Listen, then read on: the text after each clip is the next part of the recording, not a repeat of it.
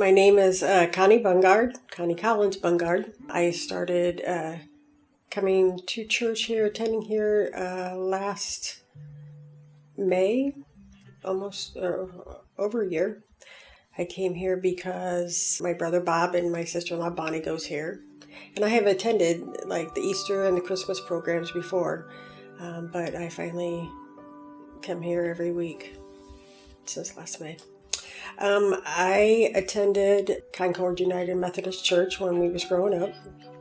It is no longer a church. There was a Reverend Tagg.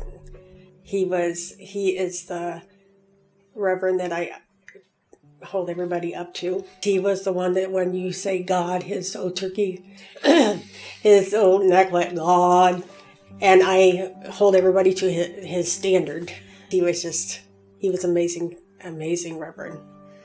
Then when I got to be a teenager, I thought I knew more than what everybody else did. And I left, and I always prayed. I always talked to God. I still kept my faith. It's just I didn't attend a building. But life just took me in a different direction. But I came back to it because I needed something, and I needed it. I needed to be in a community, a family community, church. And now I can't function if I'm not here on Sunday, I can't function during the week. When the floods happened in North Carolina, something, I don't know what it was, something was calling me down there.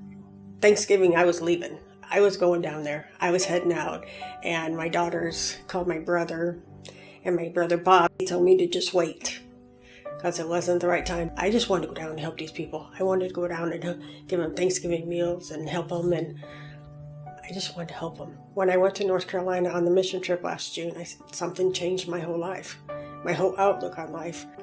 Those people went through a devastating experience, and they was all positive thinking down there. I mean, they was wonderful. We worked at this place called Mercy Chef, and we did the meals and everything. But when I went to Washburn Community Outreach Center, I got to talk to the people, the widows, the widowers. I talked to a little girl that she was so excited to get food.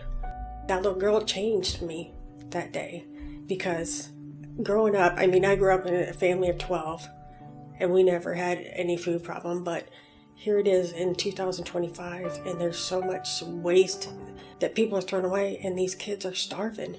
And that it got me. Because it's not the little kid's fault. But the little girl changed me, just talking to her. And, and when you see a car of older ladies all coming to get food for their family, because it's cheaper to drive in one car than it is to bring four. And they're talking and they're having a good time. And I kept thinking, there's so much negativity in this world. And these people are so positive. They're so grateful for what they get. When we come back from the mission trip and we had to be up there and explain, all I could do was cry because it had made such a devastating change in my life and my outlook that anything can happen in the split of a moment. Your whole life changes. And all I could do was cry. When you see cars up in the trees because the flooding is so high, or homes are gone, or all you see is a chimney from where the house used to be, you don't imagine that here in the flat grounds. For some reason, I've had a calling to go down there. And when I was down there, I said, I'm coming back, which I did.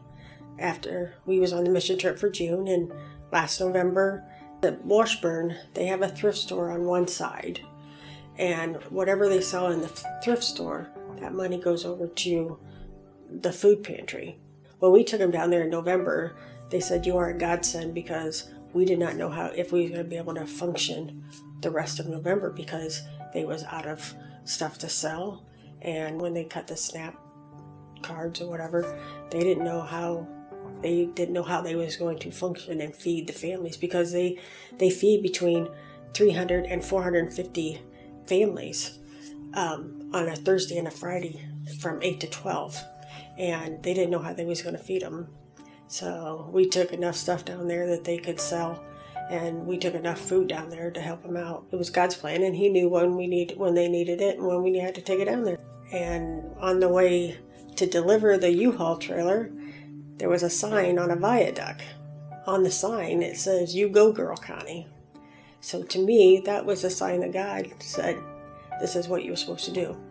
In April, I had to wait till I got my vacation at work, and we loaded up and we took off and took another load down to them. And they were so grateful. I mean, they were so happy.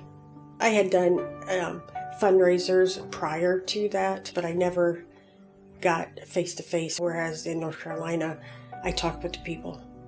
I seen what they was going through. I heard their stories, and I think that's what maybe pulled me to North Carolina more. I was a little scared when I went on the first mission trip. I was worried about bears, and I really didn't know what to expect. And I just think that if anybody ever has a chance to go on a mission trip and see what other people are going through, what they have to deal with every day, that is so much different than our own, I think they should do it. I love being down there to help people. I never had any connection with North Carolina before that. I'm not usually a traveler. I get car sick. I'm hoping to take it down at least once a year, because I raise the money myself through craft shows and stuff like that. And all the money from my craft shows usually goes into a fund to pay for the hotel, the gas, the food for anybody who goes with us. I rent the U-Haul. I pay for all that out of my own pocket. And then I have, generous people who help me get the items around and take them.